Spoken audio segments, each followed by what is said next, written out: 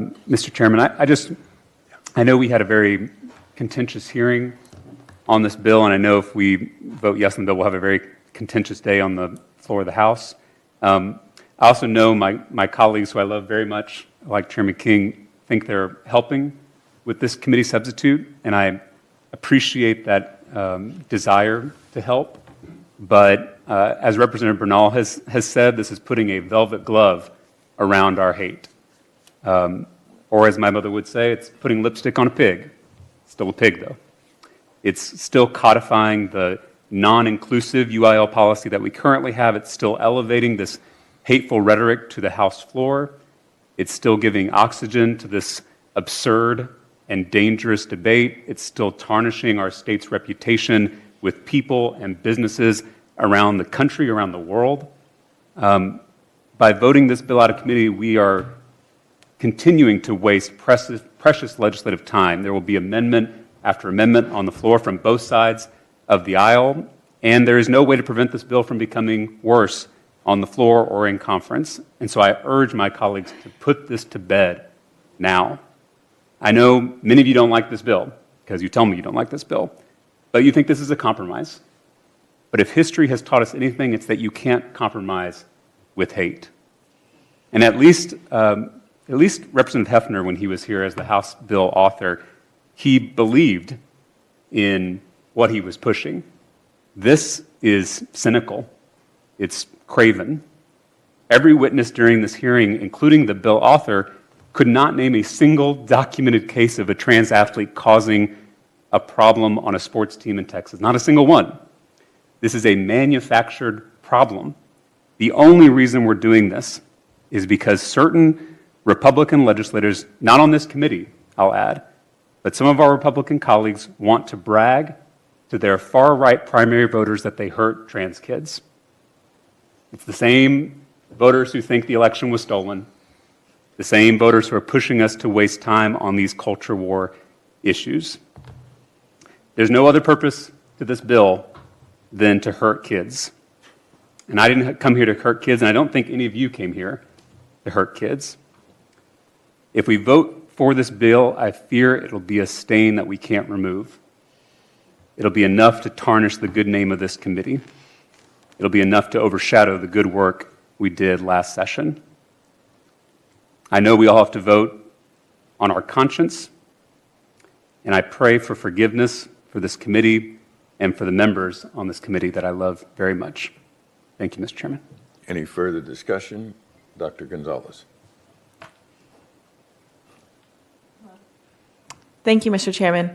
I want to say thank you to the committee for really taking our time to listen to this very important topic that impacts so many young people's lives. I do want to say for, the House, that we work together to make sure that the bill doesn't get any worse than it is, than the impact. I think that Representative King has worked really hard to make sure the bill is a different version than SB 29. I think it'll take all of us to maintain it not going, you know how things can happen on the floor, to maintain it from going even in a farther direction than we know that it should. I am asking for the leadership to think through conference group committees and making sure that those that we have people who are representative of the public education space and the voices that we heard. I agree with everything Representative Talarico said. This is a solution looking for a problem. We already have the rules. We don't need this piece of legislation. The consequences of the legislation could go literally off the rails, and that's not going to be helpful to the House, to the future, and most importantly to kids. And so with that, because of the dynamics of the legislature in this moment, I would hope that we take the full picture into consideration and consider voting no. Okay. Chair recognizes Representative Bernal. Thank you, Chair. As usual and often, Rep. Talarico and Rep. Gonzalez always say what I want to say better than I ever would or could, and I'm sure a lot of you share that sentiment, no offense. But I also I want to talk to you guys just about what we're doing here. We don't have to do this. There's no reason. And And if you think about the repercussions, how bad can they possibly be?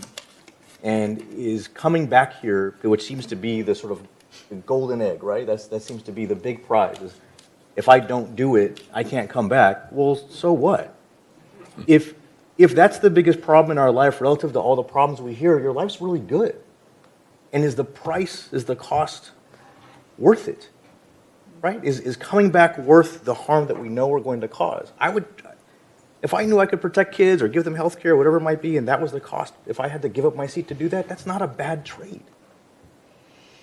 We don't have to do anything. We're grown-ups. And the other thing is this. Remember that how is it that we would have to do this, but we very comfortably voted against accessible playgrounds a day ago? Why isn't that the one that hangs heavy on our hearts and our head? I just don't get it. I'm not criticizing. I'm not calling anyone out publicly. I'm not going after you personally. I'm just saying we know the harm that it can cause, good intentions notwithstanding. And I understand that. I just don't think it's worth it. And in this, trust me, as someone who's had a very hard time passing bills, it's okay that a bill dies. That's okay. It's part of the process. And what's the worst that could possibly happen? Because we know what happens if we do it. And I just don't think it's worth it. So with that, Chair, I appreciate the time and I appreciate the attention of my colleagues. Thank you. Any further discussion, members? Representative Mesa. Did that come on? Thank you, Chairman. I heard this bill presented and under that this is simply codifying what UL already has, but there's some things that just don't need to be codified. I think this is better left as it is.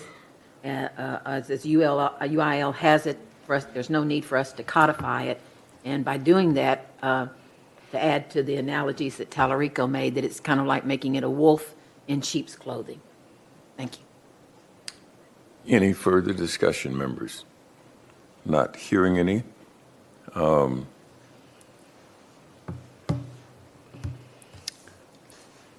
Representative Chairman King moves that Senate Bill 29, as substituted, be reported favorably to the full House with a recommendation that do pass and be printed. Clerk will call the roll. Vice Chair Lozano? Aye. Allen? No. Allison? Aye. Bell? Yes. Bernal? Buckley? Yes. Gonzalez? No. Huberty? King? Yes. Mesa? No. Talarico? No. Van Dever? Yes. Dutton? Present. Bells. Senate Bill 29 fails to pass, and the committee stands adjourned.